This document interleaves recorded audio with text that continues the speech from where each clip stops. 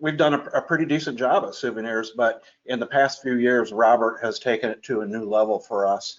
And we find that because of the volume of product that we move through the organization and the expertise that we have developed, the relationships with vendors that we've managed to accumulate, puts us in a position to where we can reach out to help smaller organizations achieve what took quite a while for us to get to. And in today's climate, it's a little easier to sell every day of the year than it was in 1972 when I joined. But we've managed to take advantage of that and come up with a product that we can offer to other people. Does not cost them a cent to get involved in, and is really very little work on their part. They hand over art files to us. We take it from there. Within a few days, they have an online store that will provide residual income to them moving forward. So it's a win-win for everybody.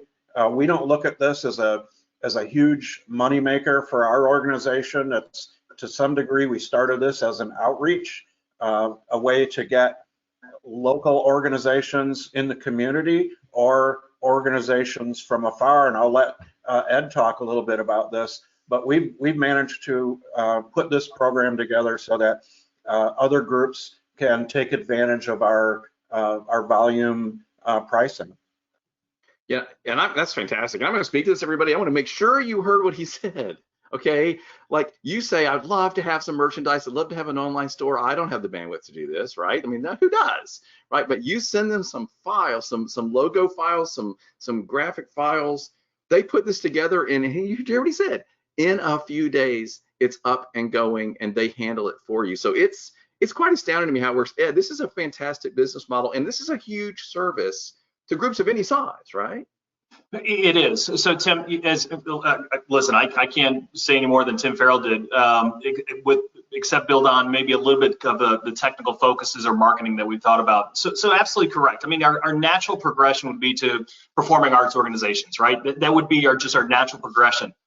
What this has become, even in our pilot phase, as we're about to roll this out to the public, is that we're coming up with different types of just general nonprofits, not just performing arts nonprofits, but municipal nonprofits that we wouldn't have naturally thought about to start with. Affinity organizations like travel teams, to small businesses, whether it be a heating and air conditioning company that wants to put the same T-shirt on everybody, or a horse stable is another one, or for that matter, a theme-based Airbnb, right? So we want to provide this opportunity for organizations of any size that wouldn't naturally, as Tim mentioned, wouldn't naturally know how to put some sort of merchandise and or apparel in place.